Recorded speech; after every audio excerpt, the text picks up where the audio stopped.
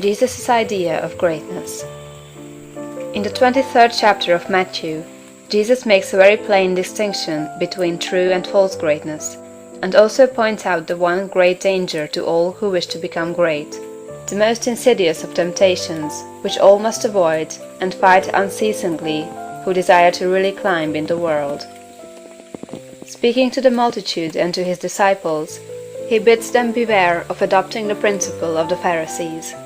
He points out that while the Pharisees are just and righteous men, honorable judges, true lawgivers and upright in their dealings with men, they love the uppermost seats at feasts, and greetings in the marketplace, and to be called Master, Master. And in comparison with this principle, he says, "He that will be great among you, let him serve."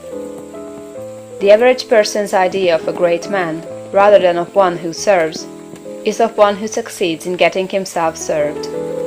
He gets himself in a position to command men, to exercise power over them, making them obey his will. The exercise of dominion over other people, to most persons, is a great thing. Nothing seems to be sweeter to the selfish soul than this. You will always find every selfish and undeveloped person trying to domineer over others, to exercise control over other men. Savage men were no sooner placed upon the earth than they began to enslave one another. For ages, the struggle in war, diplomacy, politics, and government has been aimed at the securing of control over other men. Kings and princes have drenched the soil of the earth in blood and tears in the effort to extend their dominions and their power to rule more people. The struggle of the business world today is the same as the one on the battlefields of Europe a century ago, so far as the ruling principle is concerned. Robert O. Ingersoll could not understand why men like Rockefeller and Carnegie seek for more money and make themselves slaves to the business struggle when they already have more than they can possibly use. He thought it a kind of madness and illustrated it as follows. Suppose a man had 50,000 pairs of pants, 75,000 vests, 100,000 coats, and 150,000 neckties. What would you think of him if he arose in the morning before light and worked until it was dark every day, rain or shine, in all kinds of weather, merely to get another necktie? But it is not a good simile. The possession of neckties gives a man no power over other men, while the possession of dollars does. Rockefeller, Carnegie, and other kind are not after dollars but power. It is the principle of the Pharisee. It is the struggle for the high place. It develops able men, cunning men, resourceful men, but not great men. I want you to contrast these two ideas of greatness sharply in your mind. He that will be great among you, let him serve. Let me stand before the average American audience and ask the name of the greatest American, and the majority will think of Abraham Lincoln. And is this not because in Lincoln, above all the other men who has served us in public life, we recognize the spirit of service? Not servility, but service. Lincoln was a great man because he knew how to be a great servant.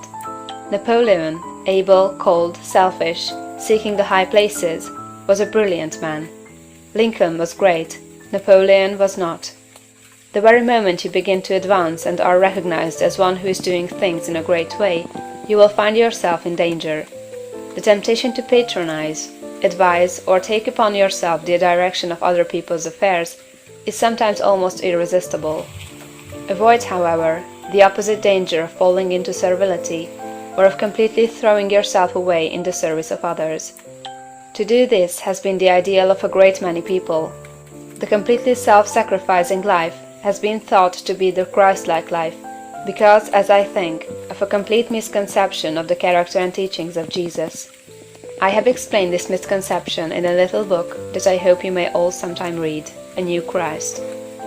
Thousands of people imitating Jesus, as they suppose, have belittled themselves and given up all else to go about doing good, practicing an altruism that is really as morbid and as far from great as the rankest selfishness.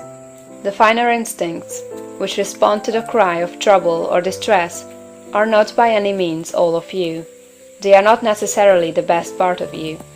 There are other things you must do besides helping the unfortunate, although it is true that a large part of the life and activities of every great person must be given to helping other people.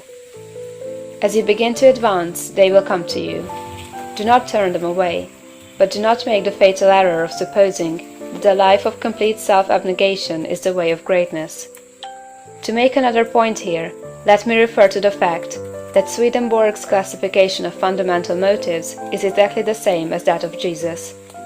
He divides all men into two groups: those who live in pure love, and those who live in what he calls the love of ruling for the love of self. It will be seen that this is exactly the same as the lust for place and power of the Pharisees. Swedenborg saw this selfish love of power as the cause of all sin. It was the only evil desire of the human heart, from which all other evil desires sprang.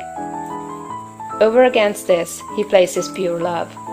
He does not say love of God or love of man, but merely love. Nearly all religionists make more of love and service to God than they do of love and service to man.